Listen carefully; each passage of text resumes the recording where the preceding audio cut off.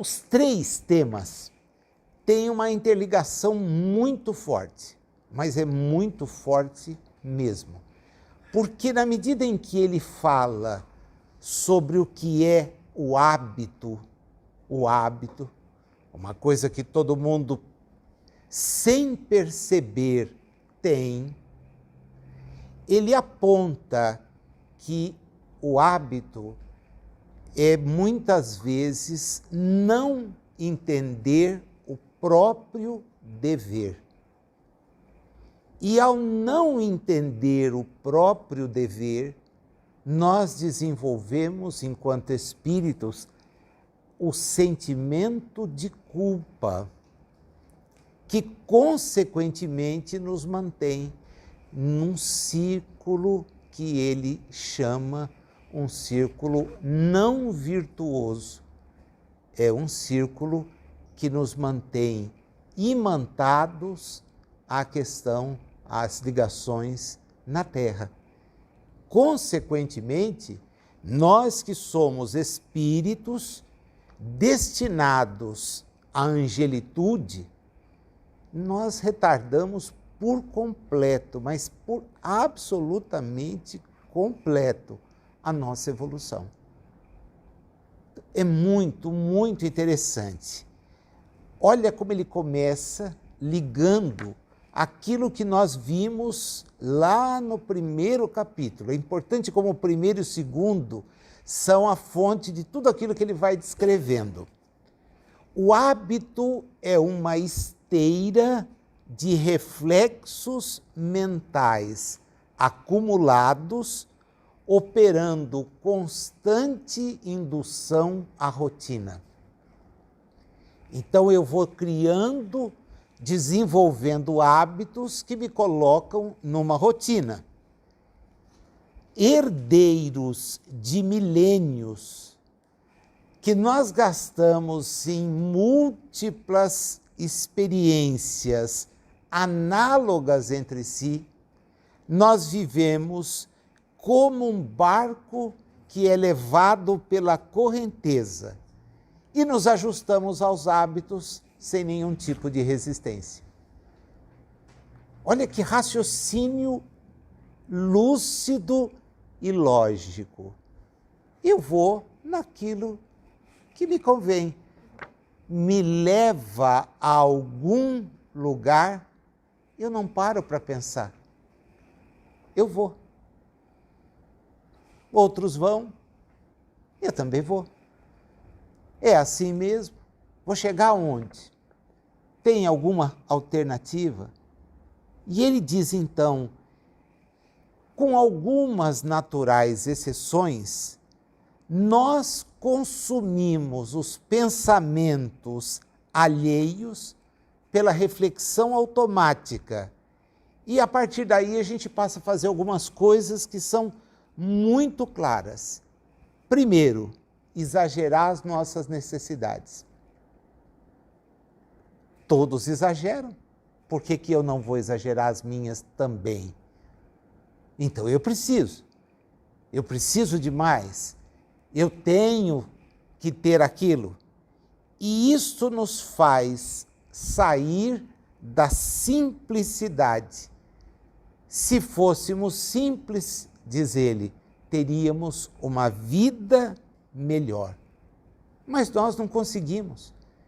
E em razão, então, das aparentes necessidades, nós formamos, isso é que é bacana o que ele diz aqui, um defensivo que é cruel. É curioso, ele chama isso de crueldade. Por quê? Porque nós ferimos o próximo, já que ele quer nos tirar aquilo que nós achamos nos pertence. Veja esse círculo como é complicado.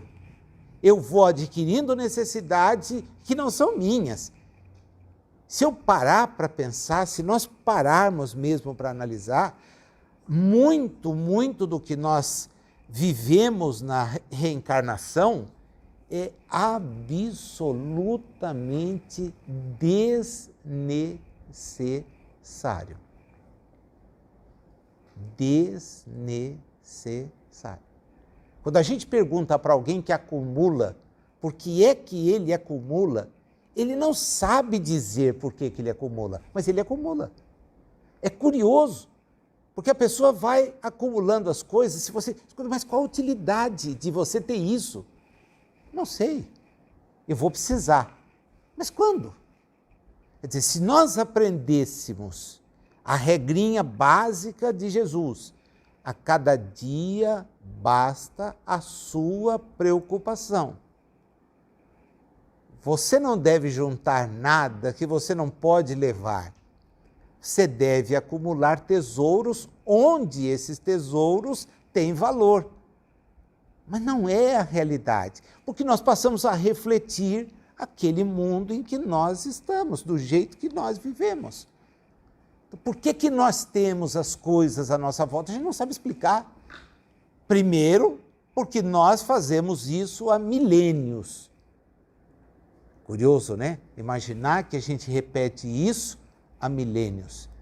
Pode não ser com a qualidade, as possibilidades de hoje, porém, a conduta do manter-se em guarda, em razão do que se tem, é típica do homem onde é que ele está, o tempo todo. É um esperar por alguma coisa sem ter um domínio sobre absolutamente nada, mas a gente então fica inseguro e pega e não vai e não larga, e é uma coisa assim louca. Diz ele, estruturamos assim, e essa palavra estruturar é muito interessante, porque ele associa a um mecanismo que ele qualifica de complicado, de cautela e desconfiança, para além da justa preservação, retendo apaixonadamente o instinto da posse. E com ele nós temos reflexos de coisas que nós sabemos são complicadíssimas. Tem duas delas aqui que a gente ouve falar há de sempre, e duas que são de detonar: egoísmo e orgulho. Essa nós sabemos são as chagas do espírito. Egoísmo e orgulho. É natural você preservar? Claro que é uma lei, a lei da preservação. Mas não é natural imaginar a posse da forma como nós fazemos. E não é de coisa só, não.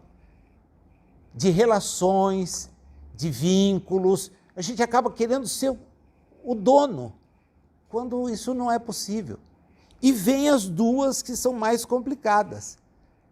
Vaidade, porque eu tenho, porque eu posso, e o danado do medo.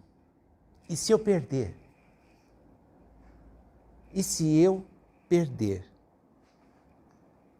E o que é que isso leva? Aqui é que está o peso. Nós fugimos das leis divinas. Porque as leis divinas não são da retenção. Se nós somos destinados à evolução, isso pressupõe jogar uma âncora lá na evolução máxima e usar a corda para chegar até ela. Mas nós não conseguimos fazer isso. Nós ficamos retidos. E essa questão da evolução acaba sendo para nós uma coisa assim que ou vai acontecer porque vai ter uma situação excepcional, né? O nego está esperando, Jesus vem me buscar. Complicado, hein? Vem não. Né? A pessoa imagina, não, de repente vai acontecer uma mudança, e a gente descobre que isso nada, absolutamente nada vai acontecer que não demandar o nosso esforço próprio para sair dos hábitos que geram essas 4 coisinhas: egoísmo, orgulho, vaidade, medo. Eu preciso largar e criar condições de avançar pelo meu próprio esforço. Caminhando, na maioria das circunstâncias, como operários distraídos e infiéis, que desertam da máquina que têm para cair sufocados nas engrenagens que lhes são próprias. A imagem é fortíssima. Você tem uma máquina que pode te conduzir ao progresso, você esquece dela e é moído por ela. Se você colocar aqui o corpo, você começa a entender as dificuldades da libertação das experiências. Então, o espírito não consegue sair da experiência que tem e vai sucedendo uma experiência a outra sem abandonar o que era um instrumento para crescer e por isso não avança. É um negócio assim, porque todas as vezes que nós somos chamados a examinar os nossos hábitos, nós não fazemos o enfrentamento. Até porque, de certa forma, eles nos são cômodos. Não vou mudar uma coisa que eu faço desde que eu tenho. Cara, você não é isso. Você não é o corpo. Você não é o corpo. O desespero que as pessoas têm de perder o corpo e, consequentemente, de perder o que está em volta desse corpo é proporcional à falta de evolução que nós temos. Quanto mais apegados, menos eu quero me desapegar, porque eu vou para onde? Eu não sei se vocês lembram, numa daquelas lições do Evolução em Dois Mundos, ele explica que as primeiras encarnações nos primitivos, como selvagens, fazem com que o espírito não saia de perto do grupo, porque ele não tem condições de ter outra coisa. Só que ele não é criado para ficar ali, mas ele não consegue sair. Se nós virmos os depoimentos dos espíritos que eventualmente são atendidos, nós percebemos que os espíritos também não deixam aquilo que eles estavam vinculados, ao que eles estavam vinculados. E é curioso imaginar que você poderia, mas não vai. Por que você não vai? Você é impedido? Não, você não vai porque você não tem outro hábito. O seu hábito é o de ficar ligado àquilo que está ali. Então você continua ligado ali. Lógico que vão ter complicadores daqui para frente, né? Nós vamos perceber quando ingressar no assunto dever que essa situação nos afasta justamente do cumprimento de deveres. E o dever principal que nós temos é ser melhores. Nós não temos outro dever. Não há dever religioso, isso são coisas criadas por nós mesmos, até para, de uma certa forma, tapar alguns buracos. Mas o principal dever é ser melhor. E ser melhor é uma luta que não tem trégua. Aliás, misericórdia, como é complicado. Como é complicado na nossa situação evolutiva. Eu estou refletindo por mim, tá legal? Como é complicado. Você gostaria, você projeta, você fala, não, olha, isso eu prometo que eu vou equacionar. Quanto tempo? 1 hora. Na hora seguinte já não equacionei mais. Nazil, de novo, volta. Não, agora vai, né? Eu não gosto mais de levantar cedo e fazer propósito, porque quando eu vou no final do dia fechar, me dá uma tristeza. Se eu desencarnar hoje, estou pior comigo mesmo, porque você começa a olhar-se como você é. Não interessa a imagem que as pessoas têm a meu respeito. Eu espero que seja positiva. Mas o que interessa é a minha consciência. E essa, às vezes, fala, Nazil, olha que legal esse trecho. É a frase que para mim vale um seminário.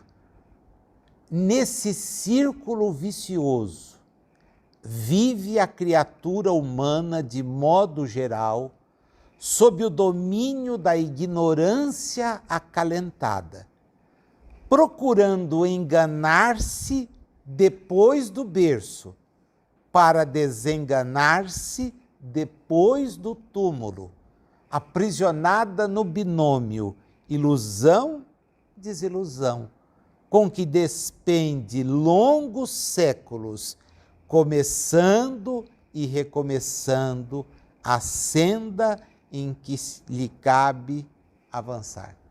Isso vale um seminário. Se a gente pudesse parar assim, um seminário para pensar. Por quê? É uma cartilha para quem está explicando para um espírito que vai recomeçar.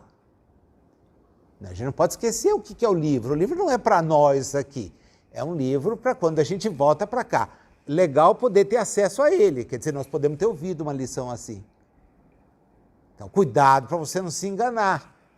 Porque o berço leva ao engano. Ao engano.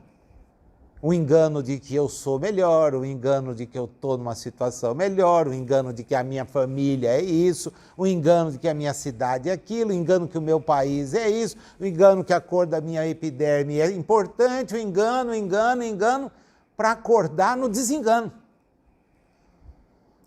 É dizer, o desengano é quem eu sou, o que eu fiz, onde eu cheguei. E aí você para, fala, poxa, eu não avancei nada. Nada. Como o espírito não retrocede do ponto de vista da sua natureza, nós não retrocedemos, não voltaremos a ser princípios inteligentes, ponto. Agora, podemos não avançar, pelo contrário, podemos agravar a nossa própria situação evolutiva. Essas âncoras que a gente acaba fixando aqui, que não são aquelas que a gente precisa fixar longe, nos mantém parados nas sucessivas reencarnações. Não será lícito, porém, desprezar uma rotina que é construtiva. É por ela que a gente consegue entender uma porção de coisas. Agora, a evolução impõe a instituição de novos costumes, a fim de que nos desvencilhemos das fórmulas interiores em marcha para ciclos mais altos de existência. Evoluir é deixar para trás coisas que não servem. Sem deixar, não tem evolução. Essa é a mensagem mais nítida que a gente pode ouvir, que os espíritos também nunca negaram. Nenhum espírito disse o contrário. Sem evolução, não se sai do lugar. Puxa, mas não é egoísmo que eu busque evolução se os outros não evoluem? Pelo contrário, para com isso. Porque a evolução pressupõe que todos cheguem, mas cada um vai chegar por conta própria. O duro é saber e não conseguir fazer. Só presta atenção, então, o que Jesus nos ensinou. Primeira coisa, ele chama de programa de transformações viscerais do espírito. Víscera é aquilo que vem por dentro mesmo, aquela coisa assim, ó, desperta o espírito que é você. Sem violência, ele alterou a vida moral em que a Terra vivia. Ele nunca foi violento, pelo contrário, nunca. Ao invés de condenar, ele sempre ofereceu perdão. Entenda, compreenda. 70 vezes, 7 vezes. Bateu na esquerda, dá à direita. Não saiba uma o que a outra fez. A tradição de raça fala em fraternidade. Nossa, é o povo eleito. Um homem descia de Jerusalém para Jericó e caiu na mão de salteadores. Quem é que fez o bem? Ah, não é possível. O samaritano? Não, o samaritano não. Tanto que eles não dizem o samaritano.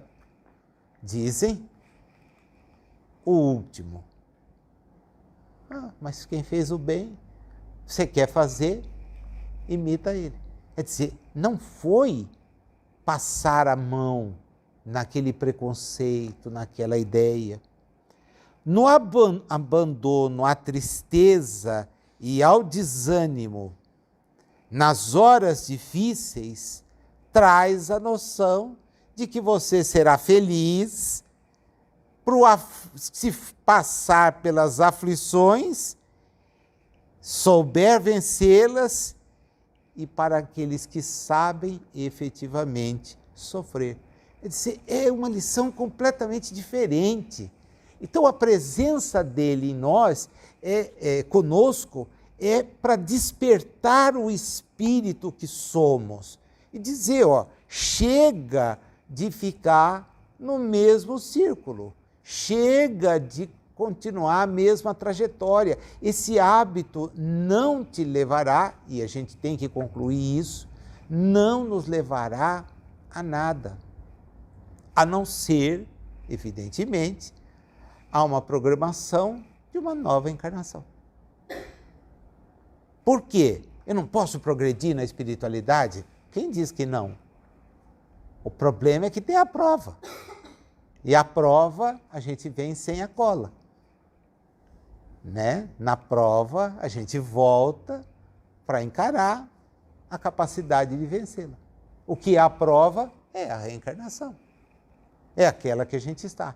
Nossa, Nazil, mas a minha veio tumultuada. Então, se a gente tivesse acesso ao nosso boletim de notas anteriores, talvez até achasse que foi suave. É que a gente, felizmente, não tem acesso ao boletim de notas anterior. Né? Para nós, ainda a gente começa, nossa, Deus não gosta de mim. Será? Né? Acaba se descobrindo, então, que a coisa é bem diferente do que a gente possa pensar. Ele diz, olha, Jesus estabeleceu para nós, primeiro, o hábito da simplicidade. Isso é tudo o contrário do que a gente vem desenvolvendo. A simplicidade. Quando a pessoa é simples, ela até choca. Como é que pode ser? Não é possível que ele não tenha. Não. Conseguiu vencer coisas que a gente não consegue vencer nem com esforço danado.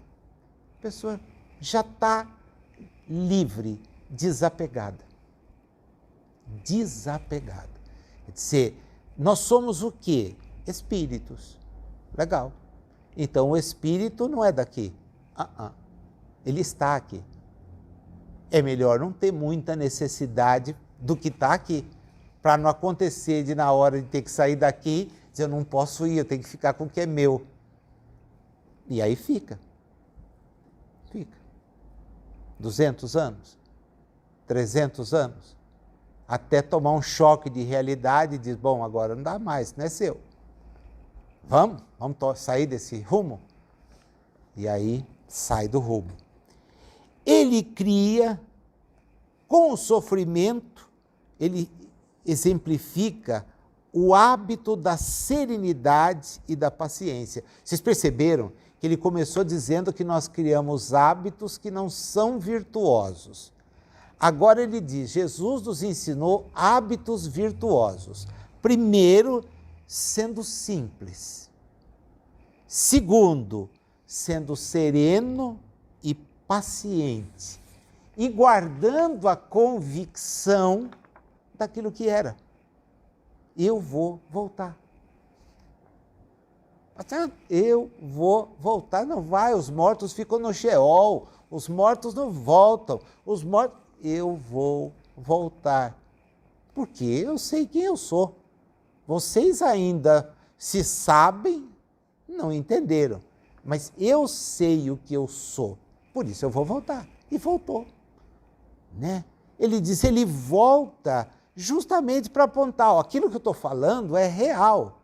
Mas nós tomamos essa ideia real por uma fantasia.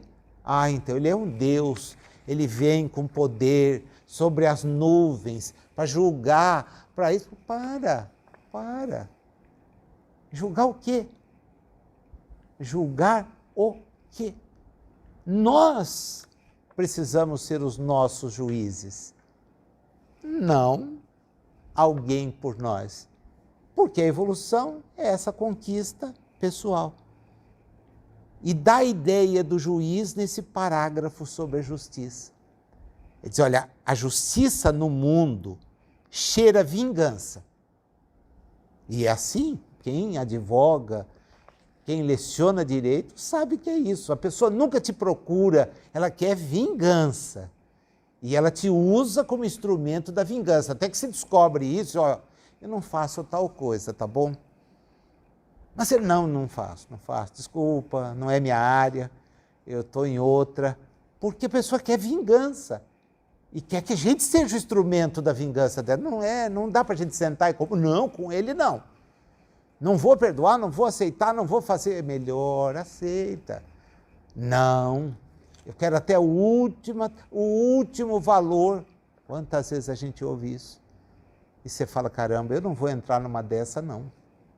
Porque se eu entrar, eu estou fazendo, eu vou vibrar do mesmo jeito que o cara está. Lógico que, como a gente precisa sobreviver, você vai temperando e corre o risco de ouvir bobagem. Eu já ouvi quantas vezes. Não, mas você não fez aquilo que eu tinha pedido. Olha, eu fiz o que eu achava que era correto. Se você acha que eu tenho que ir lá, dar um soco na cara dele, dar um tiro nele, arrancar as coisas dele, não sou a pessoa. Justiça não pode ser vingança. É devolver, dar a cada um o que é seu. Mas isso a gente não faz agindo pior do que aquele que fez. Não dá. Olha o segundo ponto. Amor é egoísmo. E por quê? Porque nós refletimos condicionadamente as atitudes irrefletidas nos milênios que nos precedem o hoje. Então a gente age da mesma forma o tempo todo. Vai, volta, mesmas coisas. Sim, numa rotina que justifica. Não, é porque é assim mesmo, sempre foi desse jeito, é dessa forma. Tá, e daí? E daí que a gente não consegue avançar. Qual conselho?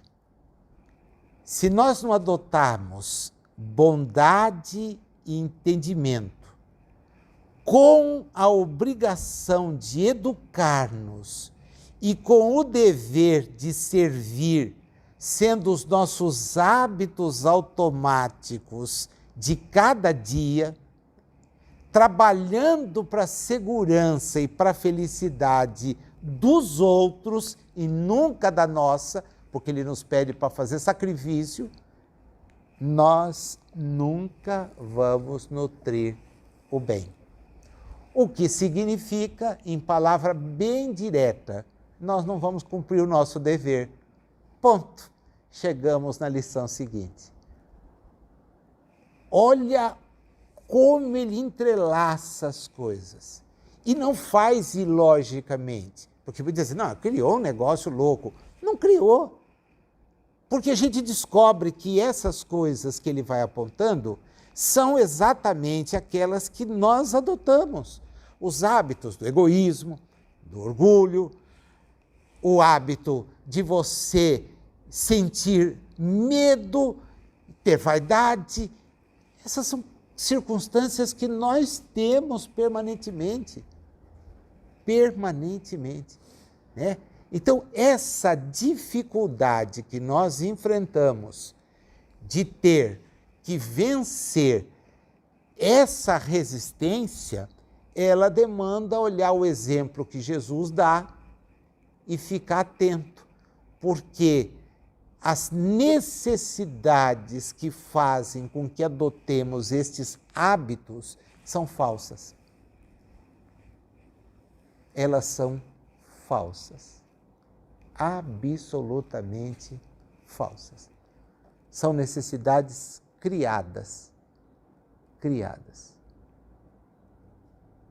Agora, são milênios com essa conduta. Como a gente faz assim, agora não. Não consegue. Então você tem que começar, puxa, aonde eu estou pipocando, que eu preciso mudar. É duro mudar? Nossa, dói mudar. Dói. Porque você vai ter um turbilhão de situações, de pessoas que não vão entender a sua mudança. Você, não, imagina, você está doido, está louco. Não, não é por aí. Mas eu preciso mudar. Eu preciso mudar. Não significa abandonar ninguém, nada. Mas significa corrigir o próprio rumo. Então, se todo mundo vai e se joga no precipício, eu não posso me jogar no precipício. Não tem como. Sinto muito. Mas por que você não faz como... Desculpa. Tá? Não dá para fazer. Entendo que faça, mas eu não vou fazer. Ponto. Agora, essa luta é uma luta complicada. Tá? Sem essa mudança, não existe evolução. E se eu não evoluo, eu não cumpro o dever. O meu dever é evoluir. Não é direito, é dever. Eu fui criado para evolução, não fui criado para permanecer onde estou. Posso permanecer? Pode. A gente sempre pode. Mas é uma escolha complicada. Porque as condições vão ficando muito adversas. Muito adversas. E aí você tem que ter uma dose maior. Não de revolta, não, é uma dose maior de vontade para superar.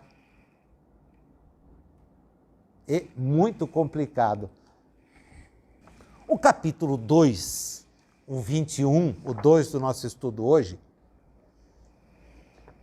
elenca o dever a uma submissão de certos princípios que ele diz são leis da sabedoria divina.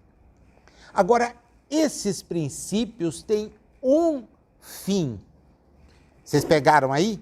O parágrafo termina com desenvolvimento de nossas faculdades. Então, o fim é que a gente cresça. Esse é o fim. Eu não preciso obedecer às leis divinas por temor. Não, eu vou conhecê-las, acatá-las para crescer. É esse crescimento que é o nosso desafio.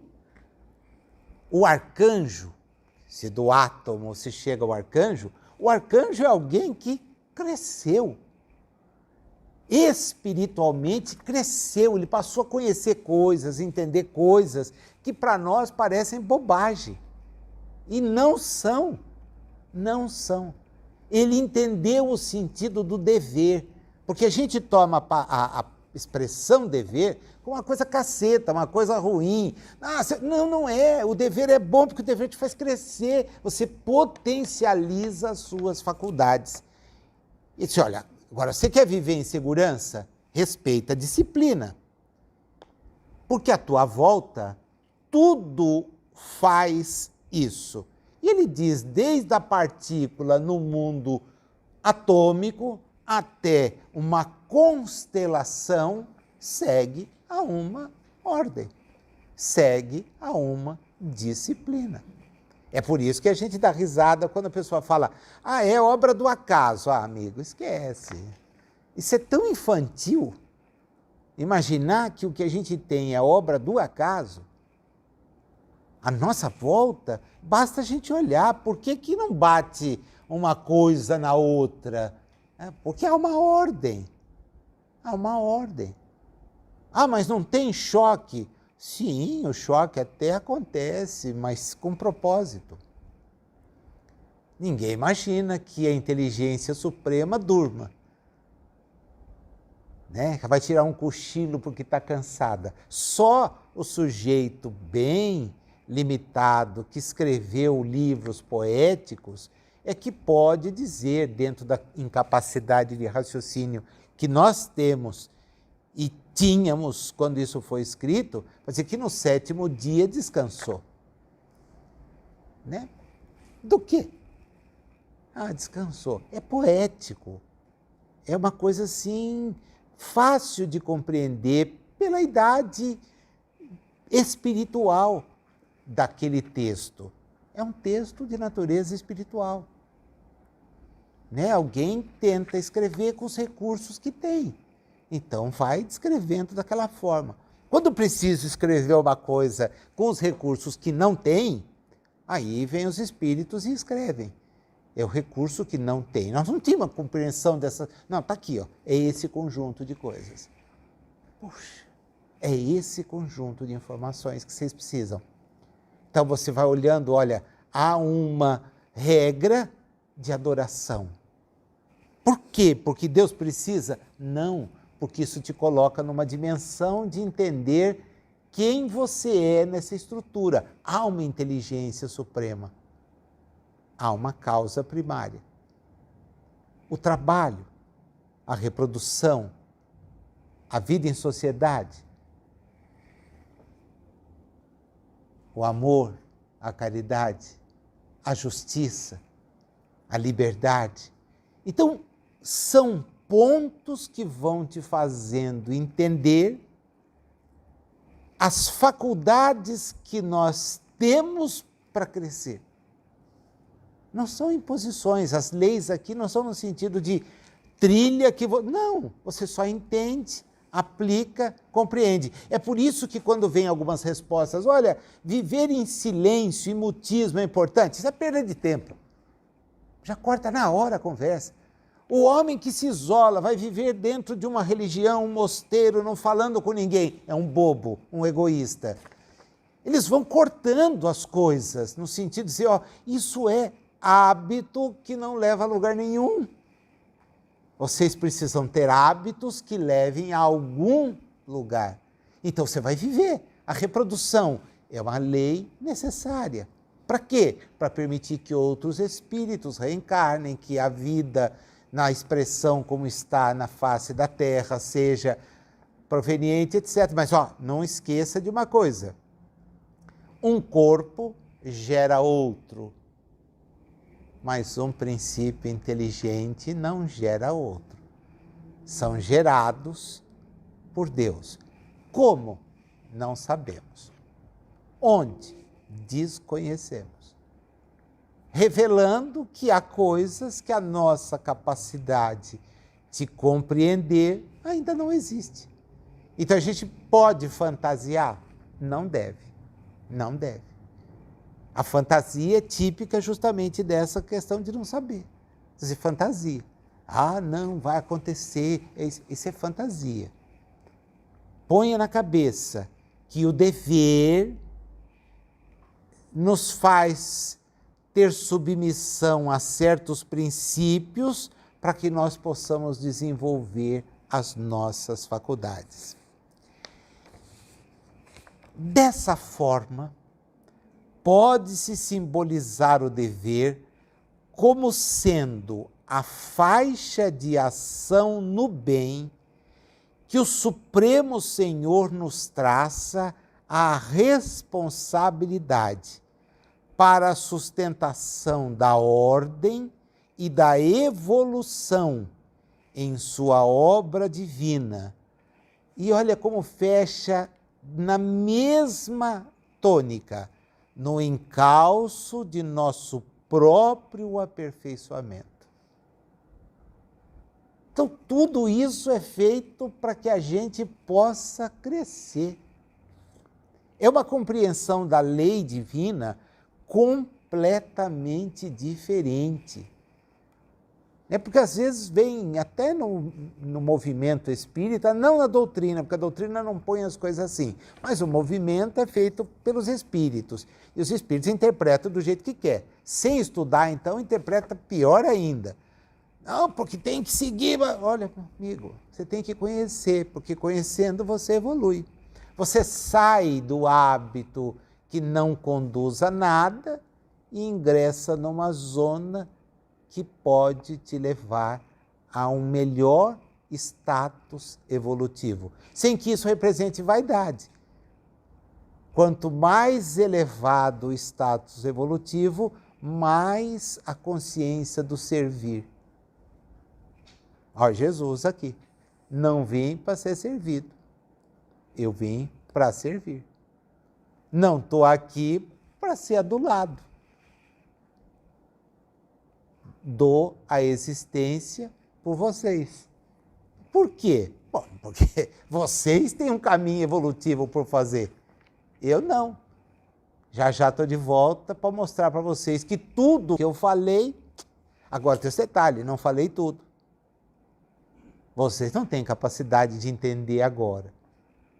Mas vamos pedir, eu, vocês e quem sabe o Pai, no momento, manda a verdade para esclarecer mais coisas. Não é uma questão minha, é uma questão de pedir. Até porque faça-se a tua vontade e não a minha. As lições são claras. Cada consciência, o espírito, bafejado pelo sol da razão, será interpretada a conta de raio na esfera da vida, envolvendo da superfície para o centro, competindo-lhe a obrigação de respeitar e promover, facilitar e nutrir o bem comum, atitude espontânea que lhe valerá o auxílio natural de todos os que lhe recolhem a simpatia e a cooperação. A ideia do raio é a ideia da roda. Pensa na roda. Nós estamos aqui, em direção ao centro. Quem é o centro de tudo? Deus.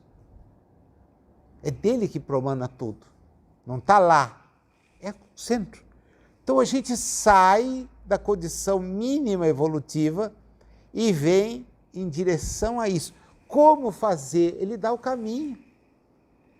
Você precisa respeitar e promover os demais, facilitar e nutrir o bem comum. Se você tiver essa atitude espontânea, tudo aquilo que você semear vai encontrar eco. Vai ter gente que vai te auxiliar e cooperar. Com semelhante atitude, cada espírito plasma os reflexos de si mesmo por onde passa e se abre aos reflexos das mentes mais elevadas, que vão então abrindo a nossa. Lembra que ele dizia, não reflita o lado, você não tem controle do lado, o lado te mantém onde está. Volte-se e reflita a Deus. É o raio refletindo para o centro. O centro de tudo, Deus, para Ele. É para Ele que nós nos projetamos. É para Ele que eu tenho que voltar, chegar nessa compreensão, né? Então, se eu não fizer isso, eu não consigo. Desse modo, pela execução do dever, região moral de serviços, em que somos constantemente alertados pela consciência, exteriorizamos a nossa melhor parte e recolhemos a melhor parte do outro. Assim dá certo. Então, se eu refletir, eu vou recolher só o que de melhor. Por quê? Porque eu estou dando só o melhor. Agora, que melhor a gente dá no egoísmo, no orgulho, na vaidade, no medo? Nada. Não dá nada. Não dá nada. Isso é a nossa vida. Cada um pensa em quê? Em si. Por quê? Porque se acha merecedor. E até sente orgulho e vaidade. Não, eu cheguei aqui porque mereço mesmo. Isso aí é coisa minha. Bom, então você vai ficar sem isso. Não, não vou, de jeito algum. O medo. Por que as pessoas se pelam do medo de morrer, de ficar doentes, etc, etc? Justamente porque não tem outra coisa que não seja a condição do corpo. Então, se você está numa situação de absoluta superioridade, você não quer perder. Eu voltei a reler, e vale a pena, se vocês tiverem, consigam, o livro do Wiesel, chamado A Noite. Elie Wiesel, Prêmio Nobel da Paz. O Elie Wiesel foi preso em Auschwitz.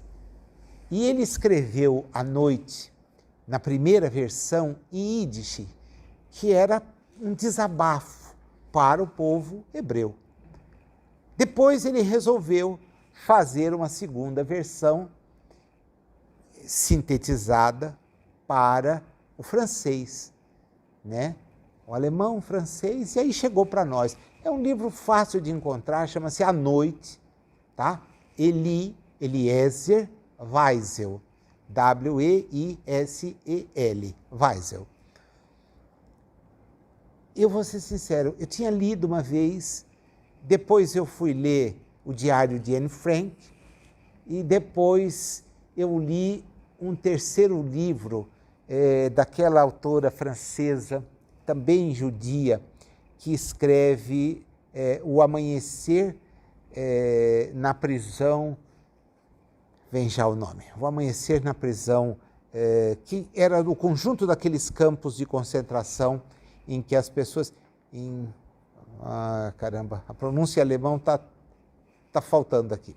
Alemão não é uma língua que eu tenho facilidade nenhuma. Então, Birkau, uma coisa assim. O Amanhecer em Birkau. Os três livros sempre me incomodaram muito, né? Eu volto de vez em quando, e o dele eu voltei. E aí ele diz, tem um ponto do livro em que ele diz assim, ele perde a fé, ele rejeita, dentro daquela ideia de que o Deus que era provedor os abandonou a ser mortos como se fossem moscas. Então ele fala, peraí, não vale nada a pena, tudo que eu perdi, a pena que eu joguei de prescrição, de observância, não tem valor nenhum, né? E ele diz assim, eu vivia pensando no prato de sopa que eu precisava ter para não morrer de fome. Eu era um prato de sopa. Né? Então, nós vamos tendo com essas imagens a ideia de quão desimportantes são as coisas que têm algum valor. Ele é obrigado a dar um dente, o único dente de ouro que ele tinha. O sujeito diz, eu vou arrancar o seu dente, porque o seu dente, numa guerra, eu quero o seu dente de ouro. Né? E o camarada tira o dente dele com uma colher. Ele vai narrando isso. Ele diz, um homem é o que levou o Levi a escrever É Isto um Homem, quando também relata, é uma sequência de obras que falam sobre a questão do sofrimento hebreu na Segunda Guerra. Né? É isso, o Primo Levi, É Isto um Homem. É um outro livro também, é uma reflexão fenomenal. Diga, Marta. Em busca de sentido, o Victor Frankl na mesma linha. O Frankl também enfrentou. São depoimentos que mostram aonde o ser humano, onde o espírito que está na Terra chega. Aonde ele chega. E se você olhar o que acontece nos nossos dias, não é nada diferente disso. Então, por que eu fiz essa proximidade? Porque quando você pega uma pessoa que é desprovida de qualquer coisa, tá? Ela não tem eira nem beira, ela não tem receio de absolutamente nada, porque ela não tem nada. O que nos geram os receios são justamente esses hábitos que não conduzem a nada. Se você viver na mais absoluto desprovido desse tipo de preocupação, de coisa, você viverá muito melhor. Lógico que você não precisa viver de maneira miserável, não, nada disso. Mas você viverá de uma maneira menos compromissada. Porque são esses hábitos, essas necessidades que nós nos impomos e que não são necessários. Imagina, ele pedia o prato, era a única coisa que importava, o prato de comida. Se eu tiver um prato de comida, está tudo certo. Porque a primeira coisa que nos tiravam era a chance do prato de comida. Não, vai ficar sem fome e tem que trabalhar. Vai ficar sem comer. E com fome, como é que você trabalha? Se não trabalha, você apanha. Se não apanha, você morre. Olha, é um encadear. O livro, assim, previno, como já é a terceira leitura, então a primeira vez eu fiquei tão deprimido que eu parei no capítulo 6 e não tinha jeito de retomar. Deprimido, mas era deprimido.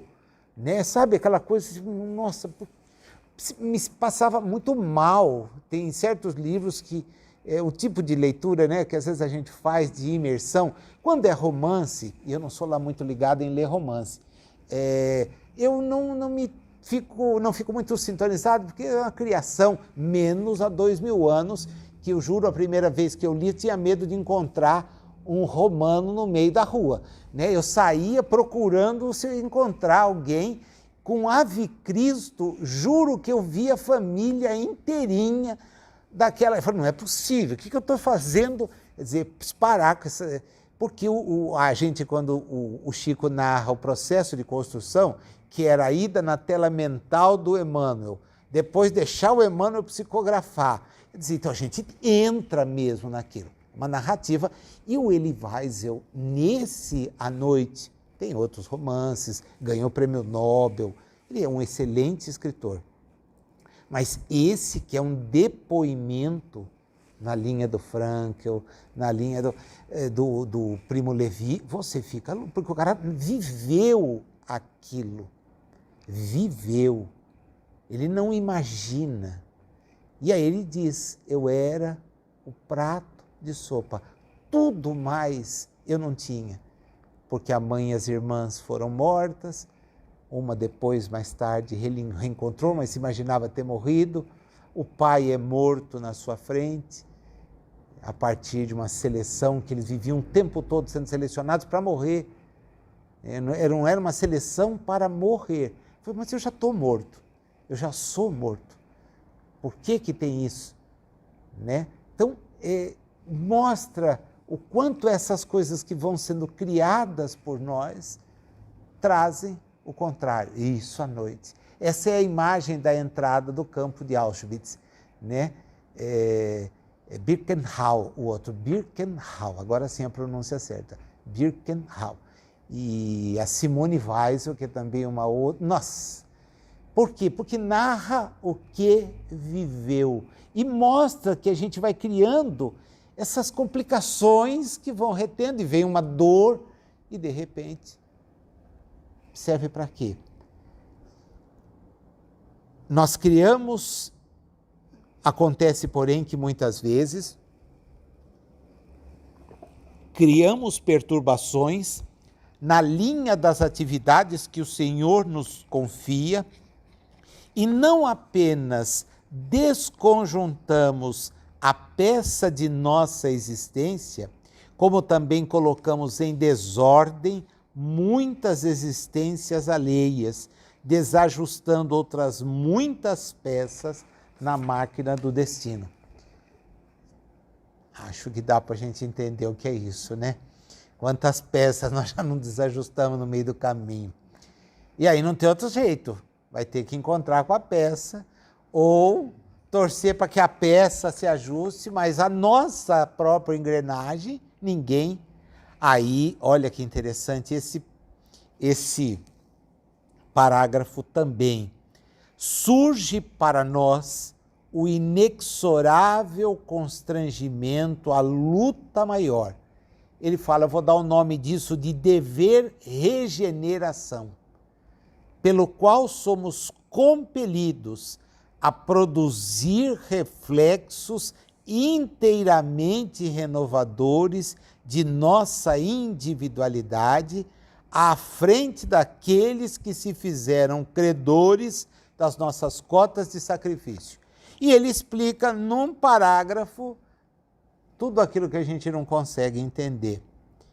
A esposa incompreensiva, o esposo atrabiliário, o filho doente, o chefe agressivo, o subalterno infeliz, a moléstia pertinaz ou a tarefa compulsória a benefício dos outros, isso aí é uma gleba espiritual para esforço intensivo da nossa própria recuperação. É o dever regeneração. O que eu fiz para merecer isso? Tudo errado. Só. A pessoa, essa foi achar uma resposta que eu tenho padrão. Mas e o que eu fiz para estar passando por isso? Um monte de coisa errada. Mas eu não me lembro, graças a Deus. Porque se a gente se lembrasse daqueles que prejudicou, no presente já é complicado, você imagina lembrando, né? Tá bom, estou quitando? Tá. É uma delícia quitar a dívida. Né? Então, não devemos fazer aquilo que ele termina por dizer. Né? E aqui é que eu acho que ele é realmente duro, muito duro.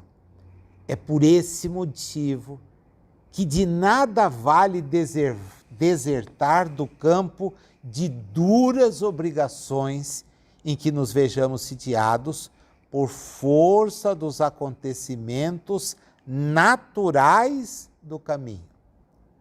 De vez que na intimidade da consciência, ainda mesmo que a apreciação alheia nos liberte desse ou daquele imposto de devotamento e renúncia, ordena a razão.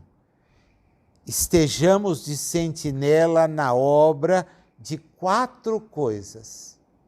Adoro, porque aqui ele é tudo múltiplo, é tudo 4. Né? Ele tem livro que ele é 3, aqui é 4. Paciência, tolerância, humildade e amor. Paciência, tolerância, humildade, amor. Porque sem isso, não obstante a aparência legal de nosso afastamento da luta, somos invencivelmente onerados por ocultas sensações de desgosto ante as nossas próprias fraquezas, que começam com ligeiras irritações e pequeninos desalentos e nos matriculam o espírito na enfermidade e na frustração. Aberto o caminho para o 22, a culpa. Olha como eles são amarrados, os 3. É impressionante. Né? Eu me lembro que quando eu fui fazer lá a divisão daqueles tijolinhos, eu falei, puxa vida, preciso voltar a ler o livro, porque senão não vou conseguir fazer. Eu tinha a ideia do tijolo, né? Mas como é que... Aí eu fui voltar a ler o livro rapidinho, conforme eu fui ligando, caramba, era isso mesmo. O danado vai amarrando as coisas de um jeito. Tudo está amarrado no 1 e 2, tudo. Reflexo, eu consigo com a minha vontade gerenciar o quê? Aquilo que eu tenho aqui. Então, eu gerencio a memória, eu gerencio a inteligência, eu gerencio a questão das coisas que eu vou aprendendo. Eu não consigo gerenciar o que eu reflito dos outros. Eu preciso cuidar o que eu provoco de reflexo. Por isso ele diz, se volta para o bem, se volta para Deus. Porque assim você vai refletir um pouco disso e não pegar o resto. Porque se pegar, você não sai. Esse sentimento de culpa que ele diz, quando nós fugimos ao dever, se eu não amo, se eu não... eu fujo ao dever. E eu volto no dever regeneração. Eu volto ao lado de situações, de pessoas que eu tenho que ajustar. Não precisa ser o ajuste com elas, é o ajuste comigo. Sou eu que tenho que crescer. A gente não pode perder isso de vista. Ah, eu vou voltar do lado daquele que eu matei. Às vezes, sim. Às vezes, sim. Outras vezes, não. Seu matou? Sim. Ele te perdoa. Agora, você se perdoa por ter matado? Não tem como. A gente não pode se perdoar assim. É falso. Você tem que ser melhor. Para ter que ser melhor, tem que eliminar. Lembra da imagem do banquete. Para entrar no banquete, você tem que ter a roupa. Que roupa? O perispírito limpo. Essa é a roupa do banquete. Você tem, está limpo, beleza. A gente faz isso aqui. Você não vai num lugar sem estar mais ou menos apresentado. Você não vai. Até quando você vai receber uma visita, você espera um pouquinho que eu vou botar, porque eu estou com uma roupa de briga. Eu não vou atender a pessoa desse jeito. Vocês fazem isso? Eu, pelo menos, faço isso. Eu peço desculpa, dá um minuto, né? Até porque eu sou rápido em colocar uma coisa que me... A vida inteira eu trabalhei de gravata. Não tem coisa pior, tem, Celso? Eu acho que não. Você usava também, né, Silvio? Chegava, não precisava pouco? Mas a Ju tem vantagem, não precisa. As mulheres não precisam usar gravata, mas os homens têm que usar. Não tem coisa pior, né? Não tem. Olha, é horrível usar gravata. Tá? Primeiro porque você tem que prender o colarinho e depois tem um nó. Lógico, não precisa usar nó apertado, mas é horrível. O paletó incomoda para mim menos do que a gravata. O paletó eu me ajeito, mas a gravata, a vida inteira. Então a primeira coisa que eu sempre cheguei em casa era ficar livre daquilo, dos sapatos, né? Porque eu adoro andar de pé no chão, é uma delícia o pé no chão. E segundo, sem gravata, né? Quando a universidade aboliu a gravata, nossa, que maravilha, né? Eu não posso usar camiseta, também nem corpo para isso tenho, mas a gravata era terrível. E da aula de gravata, ainda tinha uns colegas que diziam assim, eu ponho em cima tirava o paletó e punha o guarda-pó. Aquilo é pior ainda, né? O guarda-pó é uma coisa assim, que quem inventou não gosta de quem usa. O tecido não ajuda, é quente para chuchu, né? Você já estava de manga comprida, mas não, então eu prefiro usar da aula de paletó. Mas pode tirar a gravata? Gravata pode, né? O pessoal do direito ainda tem no Brasil esses hábitos que podem ser bonitos na Inglaterra, né? O sujeito usa até a peruca, mas aqui para nós não, é um calor, nessas ondas de calor, né? E como eu trabalho em Araçatuba, a onda lá é permanente, né? Quando faz onda da onda é que a gente apavora, mas é permanente. Então, se a pessoa trabalhar de gravata, volta lá. Então, a primeira coisa, você vai tentar se usar uma roupa decente, pelo menos um minutinho só, né? E você põe lá o chinelo para atender, coisa assim, vai atender descalço, né? O banquete, a imagem do banquete é linda, o homem convidou. Mas espera aí, você tem traje? Não, não tem, então não dá.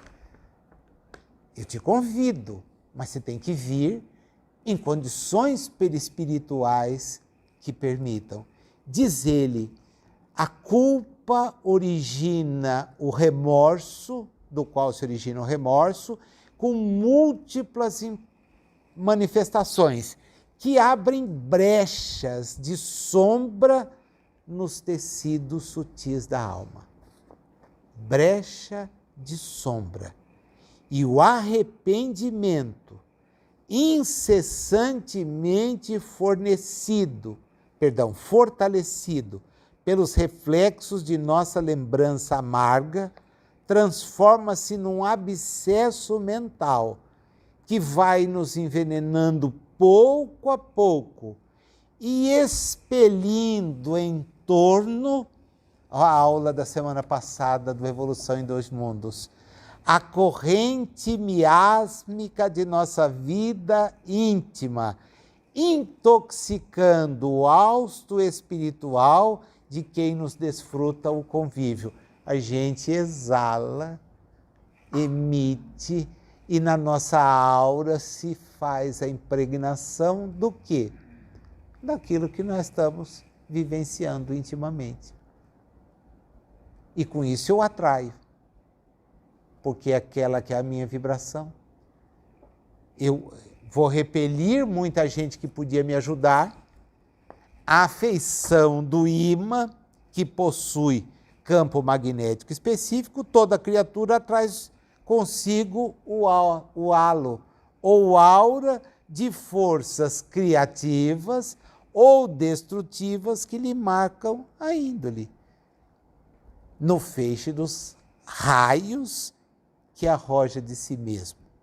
É por esse halo que estabelecemos as nossas ligações de natureza invisível nos domínios da afinidade. Foi toda a nossa conversa semana passada na Evolução em Dois Mundos.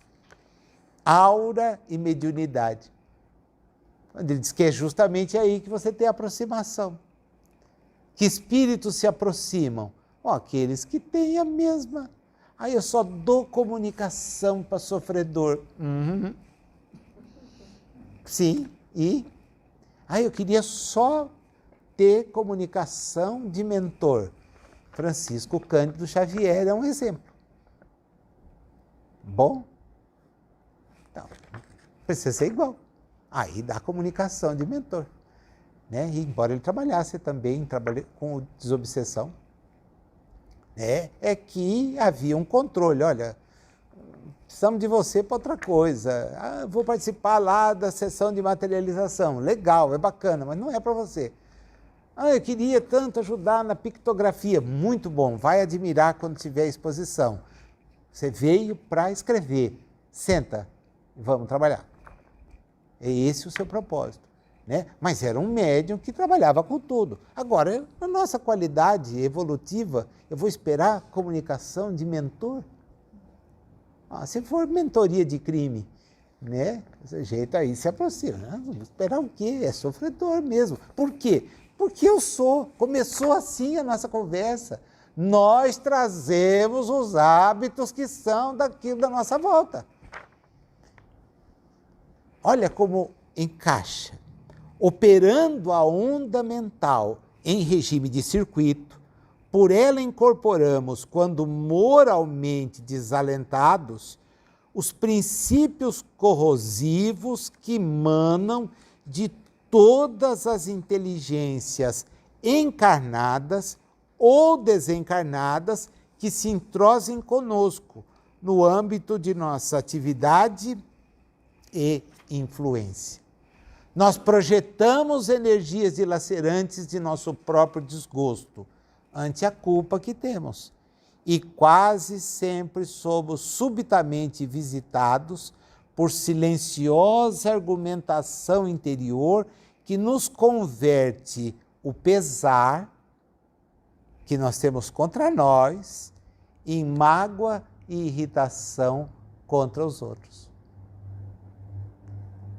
É que os reflexos de nossa defecção atorvelinharem junto de nós, assimilam de imediato as indisposições alheias e trazem para a acústica da nossa alma tudo que a gente encontra de revolta, de desânimo, de angústia e desespero, e que está na atmosfera que a gente respira. E nós viramos os verdadeiros, autênticos, rebelados sociais, famintos de insulamento ou escândalo, nos quais possamos dar pasto à imaginação virulada pelas mórbidas sensações de nossas próprias culpas. Puxa, eu sempre achei que eu era vítima. Você é autor, não é vítima. Você só reflete. Joga o que você tem, recebe de volta aquilo, e assim vai indo. Tem que refletir o bem. Ah, mas não sou capaz, olha como eu sofro, olha o jeito que eu tenho, olha a vida que eu tenho, olha as necessidades que eu passo, olha o jeito que... Pronto, acabou. Não, não, não, não. É nesse estado negativo que, martelados pelas vibrações de sentimentos e pensamentos doentios, nós chegamos ao desequilíbrio parcial ou total da harmonia orgânica, enredando corpo e alma nas teias da enfermidade, com a mais complicada diagnose da patologia clássica.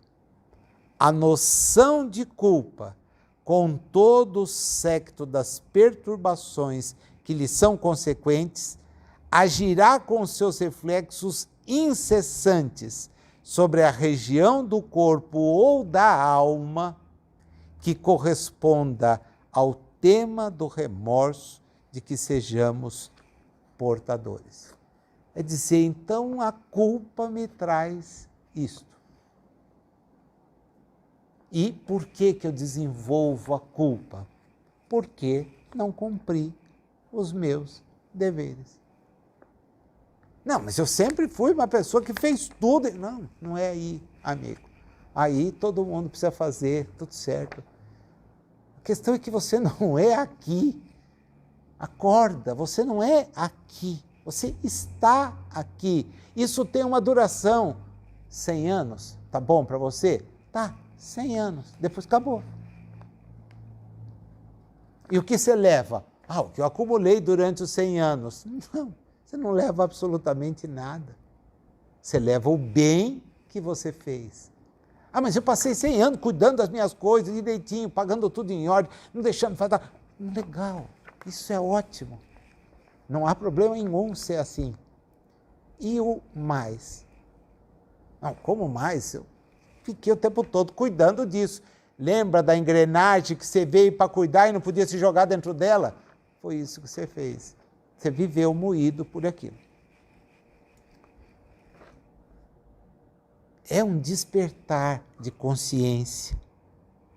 Toda deserção do dever a cumprir traz consigo o arrependimento, que quando é alentado pelo Espírito, no Espírito, se faz acompanhar de resultantes atrozes. E aí o duro, né? Exige demoradas existências de reaprendizado e restauração.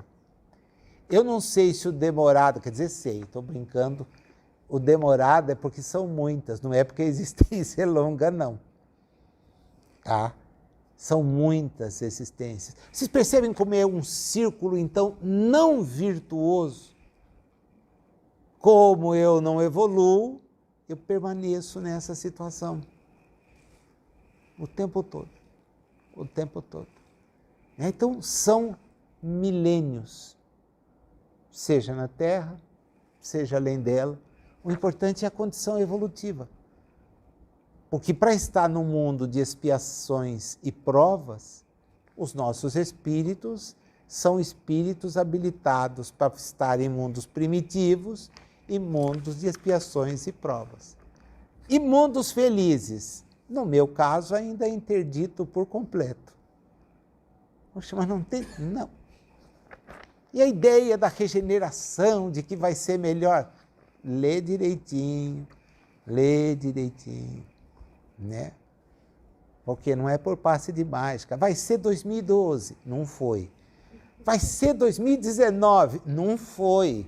Ah, mas o Chico me contou, mentiroso. Mentiroso.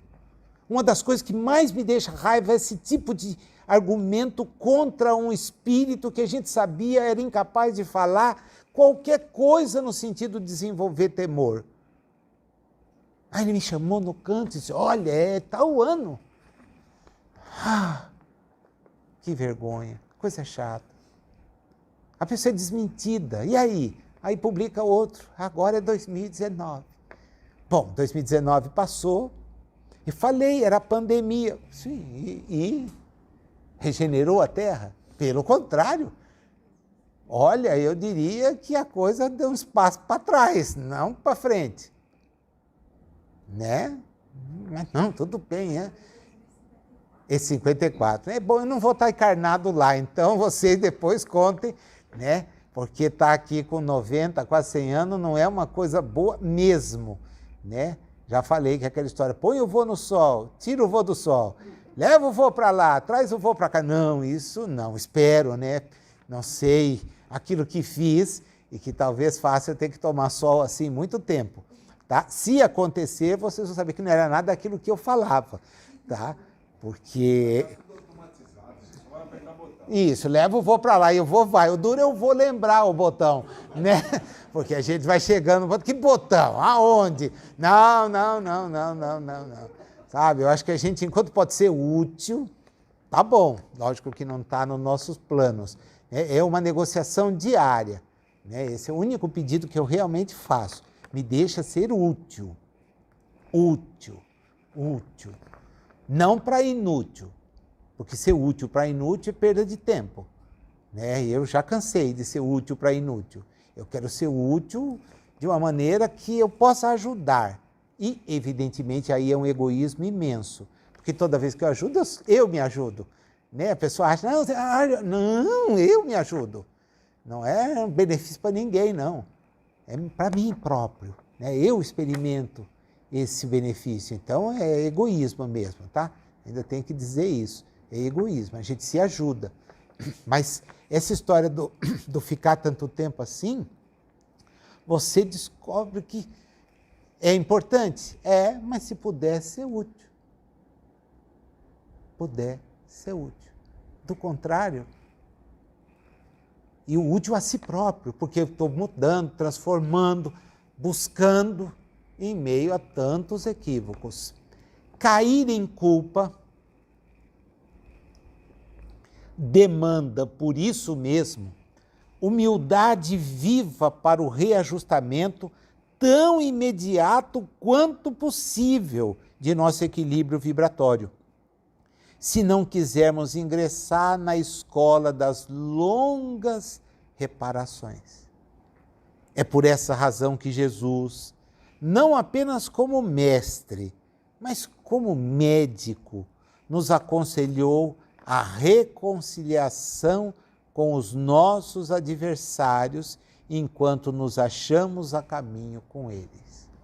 Mateus 5, 25. Concilia-te sem demora com o teu adversário, enquanto estás a caminho com ele, para que não suceda que ele te entregue ao juiz e que o juiz te entregue ao ministro e você vá para a cadeia. Ensinando-nos a encontrar a verdadeira felicidade sobre o alicerce do amor puro e do perdão sem limites. Que síntese que a gente teve hoje para estudar. Olha, de todos os capítulos que a gente vai ver, e temos ainda pela frente mais uma boa sequência, vamos até abril, né? Pela programação, acho que é fevereiro, março, abril, ou janeiro, fevereiro. Então, não. Então é fevereiro, março, abril e maio, é isso? Fevereiro, março, abril e maio. Nessa sequência, nossa, o pior é que esse fevereiro aí, agora que pintou, a Cecília está organizando um movimento, essa parte depois preciso tirar, avisar a Fátima, que vai envolver, eu quero fechar, então eu vou voltar. É que a data já atrapalhei aqui na cabeça, lembrei, desculpa, foi isso, mas aqui é prioritário. A síntese de todos os capítulos que nós vamos ver, já vimos e vamos ver, nenhuma é tão harmoniosa como a desses três. Tá? A ideia de hábitos que não são positivos. Como eu identifico? Se tiver egoísmo, orgulho, vaidade e medo, o hábito não é positivo. Está na cara que não te leva a nada. São posturas que não levam a nada. Cuidado, porque esses hábitos significam que você não está cumprindo o seu dever. São as outras coisas bonitas, boas, né? O amar, perdoar, querer bem, o trabalhar em benefício. Aí eu estou refletindo bem. Porque com a nossa consciência desperta, esse é o espírito, a consciência assinalada é a mudança do princípio inteligente para o espírito, a consciência desperta, a racionalidade é o que traz a responsabilidade. A responsabilidade nos traz a culpa. Não mais a culpa posta nos outros, porque pelo outro eu não respondo. A culpa minha própria. Onde eu falhei, onde eu errei. E essa culpa, ela é capaz de me travar mais ainda. Resultado, eu não saio. O ponto mais bonito da lição é a gente entender, dos 3 capítulos, é a gente entender que o dever não é uma imposição, mas é uma libertação. Acho que é o mais bonito da lição dos 3 capítulos. Aquela ideia de que o dever, né? Puxa, o dever. Não. O dever é o que vai te fazer crescer, evoluir. Com o dever você sai. Cumprindo você sai. Volta à ideia matriz. Você reflete a Deus. Você sai.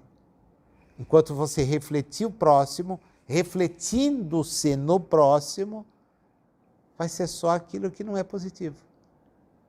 Quando você refletir a Deus, aí se transforma o raio para o centro. A gente faz o caminho em direção a esse centro imaginário, que é Deus. Né? Então, que nos joga lá na beirada. Princípio inteligente. E a gente começa o caminho em direção a Ele. Chega um ponto que Ele diz, a partir de agora é por tua conta, você é espírito. Aquela síntese do Clarencio que é tão bonita, né? O Clarencio diz, numa passagem entre a terra e o céu, você tem o instinto que deságua na inteligência. O livre-arbítrio, que decorre do uso da inteligência, que deságua na responsabilidade. Então aí você começa a entender como caminhar.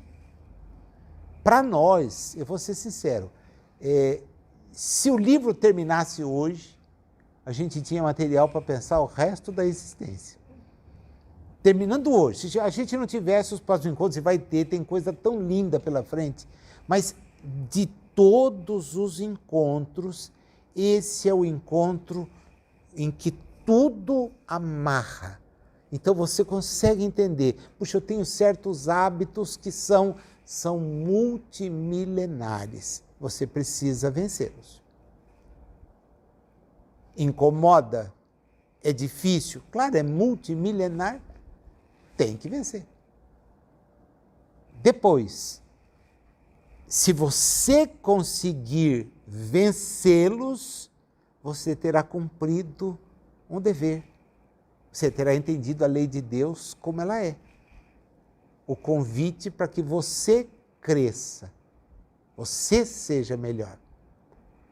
Acelera isso para não acontecer de ficar com sentimento de culpa, de ter sabido disto e de não ter posto em prática. Porque aí é que a gente se enrosca mesmo. A culpa não nos abandona fora do corpo, pelo contrário, ela é muito mais latente fora do corpo. No corpo a gente ainda distrai. Como espírito, não. Eu tenho a lembrança daquelas coisas que fiz, os prejuízos que acarretei, e não tem que guardar a impressão de que o outro foi a recomendação de Jesus é reconcilia-te com o adversário. É você toma a iniciativa. Pode ser que ele te entregue, mas pode ser que ele não faça nada, mas a sua consciência nunca te abandone. E aí a culpa será imensa, multissecular. E você não sairá. Não sairá. Para nós é uma lição assim, nossa gente, é riquíssima. Juro, quando a gente abriu, eu falei, não tem trio mais amarrado. Lógico, teve aquela da filiação, que a gente liga, educação, tudo isso tem, lógico, o livro é muito bem estruturado. Porém, quando chega nesse trio que você olha, porque é uma coisa concreta, os hábitos que eu tenho não podem me levar a ser egoísta, orgulhoso, vaidoso, nem temer. Me levam, não são positivos. Se eu tiver hábitos positivos, eu terei entendido o papel do dever. E o papel do dever é completamente diferente. São mais 4 condutas que me levam. E o cuidado de não deixar que, despertado para o dever, eu incorra no arrependimento, na culpa, porque aí eu entro num ciclo que é um ciclo de sofrimento, de dor, que não ajuda.